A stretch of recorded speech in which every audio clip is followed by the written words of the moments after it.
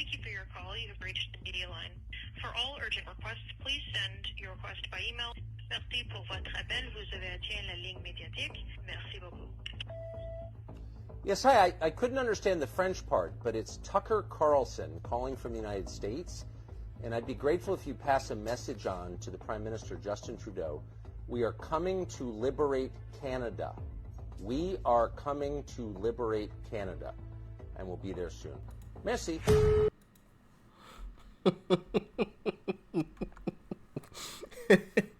Low message for Justin Trudeau. Yeah, you know, the prime minister that did the whole blackface thing, but all of a sudden now acts like he's holier than thou. Okay, yeah, stop it with the nonsense, Justin. We know, and we ain't gonna forget either. Okay.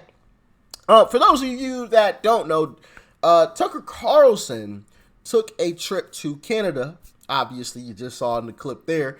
We are on the way, and we are going to liberate the people of Canada. That's absolutely hilarious. Tucker's a genius for that one. Love it, love it, love it. But he had an event in Canada, and yeah.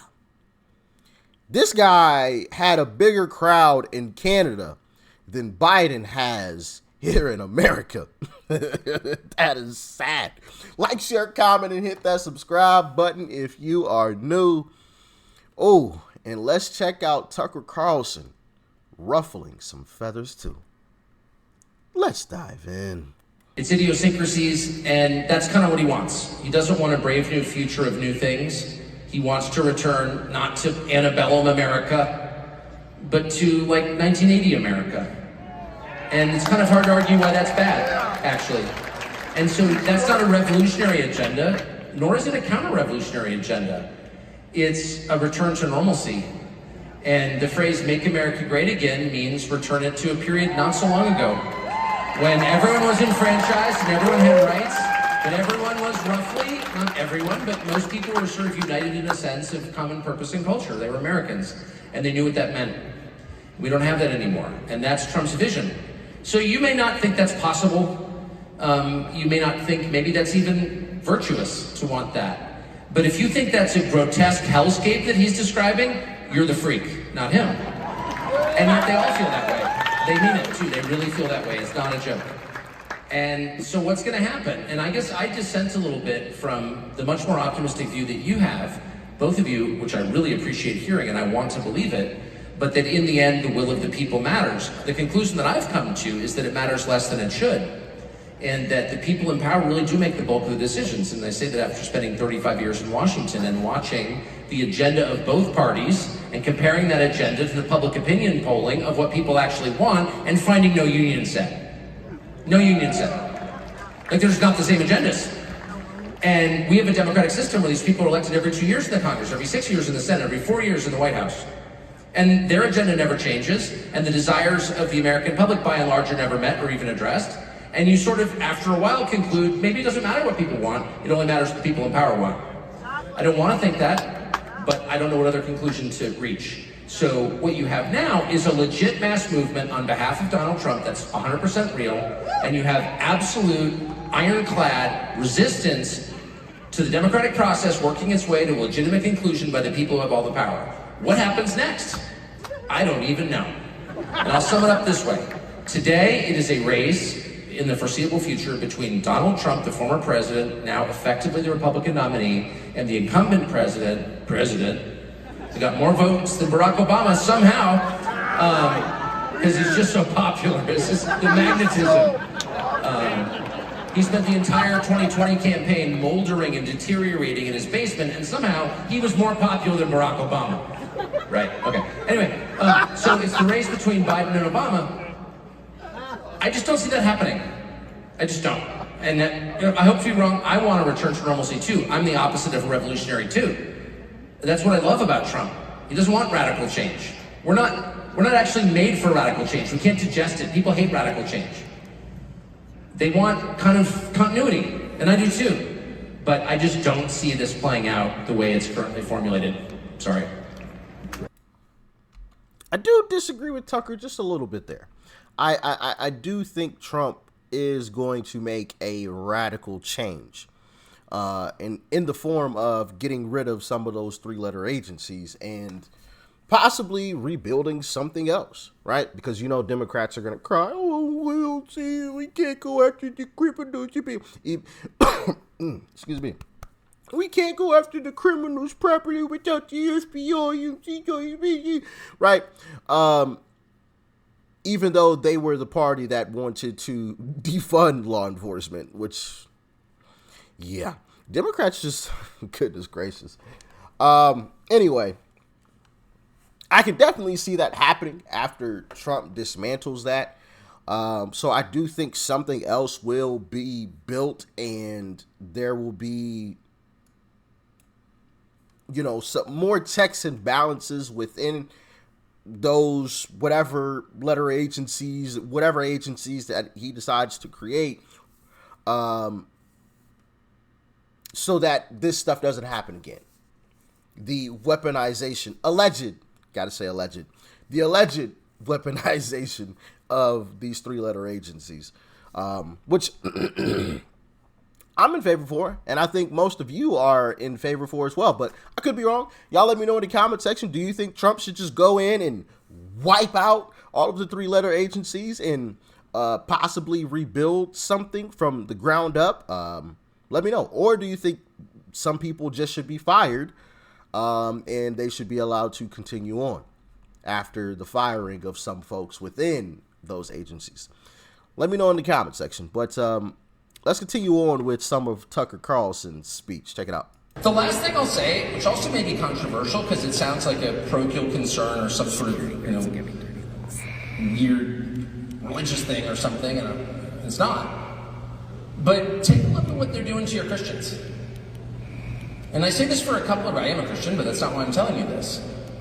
I'm telling you this because there's kind of no more inoffensive and peaceful group in the world than the Christians. In fact, there isn't.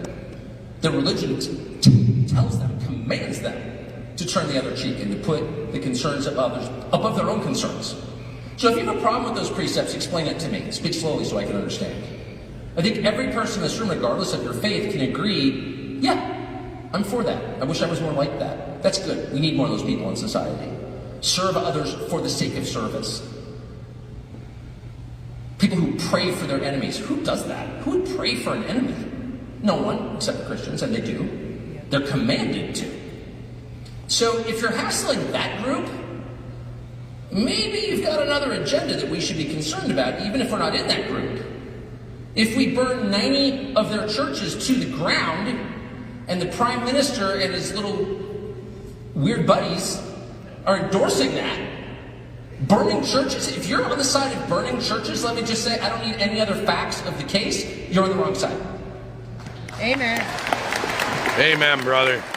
If you're throwing preachers in prison for preaching the Christian gospel, not for hurting anyone, not for making pipe bombs, not for importing millions of people into your country who are not going to have work, just for the crime of preaching the Christian gospel, you go to jail.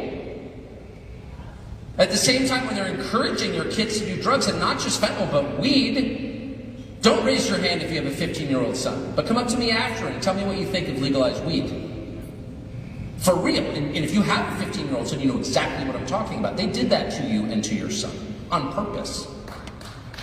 And so in a country like that, in a world like that, if you think that preaching the gospel is so dangerous that the people who do it need to be imprisoned in shackles, you're serving someone other than the people of Canada, if you know what I mean. Amen. Amen. That's really scary. And I don't care how much they dress it up in the passive-aggressive, self-help language of the modern left. Well, it's really about public safety. Every time I turn on your freaking television shows, everything's about public safety, which is a euphemism for hard-edged fascism, actually. And frankly, I'm a little bit more comfortable with the old-fashioned variety, where guys in tight uniforms goose-step through your town, because at least you know who you're fighting. Yeah. The last thing I'll say... Hold on, Tucker. Yeah, the stuff is just absolutely ridiculous. I could go on for a very long time touching on what Tucker Carlson just said there. It's even happening here. I mentioned in a different video, actually, now that I'm thinking about it. I get so many videos mixed up. They all blend together, and I don't know what I said where. And but allegedly, Bible purchases were being tracked. Why would you be tracking Bible purchases? Now, allegedly, gotta say allegedly. Why would you be tracking people purchasing Bibles? What are you so afraid of? From folks who are just buying a Bible. It's interesting, right? Interesting. These folks, man, I truly believe that we scare them. We scare them. Because they understand the power that we actually have. I know it may seem like we don't have power. And yes, individually, we have zero power. Our power comes when we're all in unison, when we're all together. That's our power, right? Because singularly or individually, not really going to do a whole lot by yourself. I mean, I'm just one person, right? But with millions of people, millions of us, they've got a problem on their hands. And they understand that. They know that. It's a game of numbers. I mean, it's literally that simple. You don't have to be a genius to figure that one out. And some of their rhetoric and what they say says the whole thing. I mean, just check out what this guy had to say after Tucker Carlson gave the speech in Canada. Check this out. And Minister Devo, I mean, you're the minister that, as your colleague was saying, was targeted. I mean, how do you feel about your name being brought up? I mean, this goes beyond me and the fact that I was targeted last night at this event.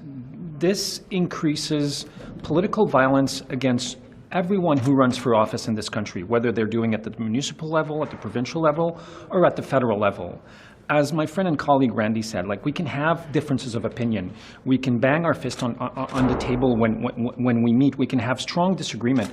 But to incite violence against people who disagree with you, that's not how things should be done in Canada. Can you clarify what is the violence? What is the violence that I think the minister also said this in French.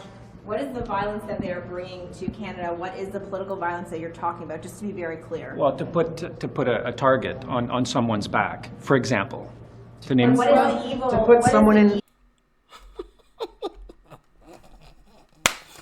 How is there a target put on this man's back?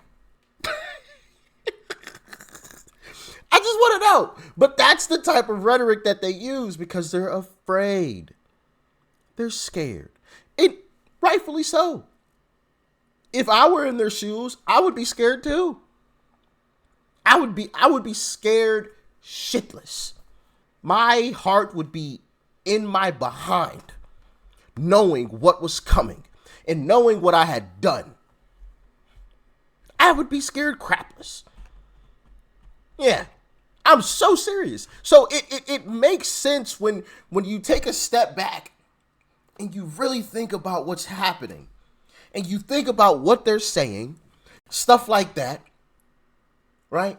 Oh, you put a target on our back because he might have mentioned our name and said how terrible we were. Put a target on our back. You can't be out here saying stuff like that. Oh, so we're not allowed to criticize you. Why wouldn't we be allowed to criticize you? You're the only one that gets to put the narrative out, huh? Okay. You know, it's just, and then you see all this stuff, misinformation, disinformation. You know, why are you trying to control the narrative so? Like, oh, why do you want to control what people can hear and or see? Why? And we have examples of that all over the place, right? The whole misinformation and disinformation. Well, if your information is actually the true information, well, then bring the facts and statistics and the video evidence to back it up. Why do you have to censor these other folks that are saying something different? Is it because they're right? When you come out with the J6 tapes, why do you only release just a few of them and not just all of the footage to the public? What are you hiding? Is it because we were right? I don't know. Y'all let me know in the comment section. All right. Y'all let me know. I think all of this is extremely telling, as far as their fear level. I think it says a lot. But maybe I'm crazy. I don't know. I'm just the guy that makes videos from time to time online, okay? Y'all let me know your thoughts, your opinions in the comment section below. Like, share, comment, and hit that subscribe button before you go. Peace and love. I'm out.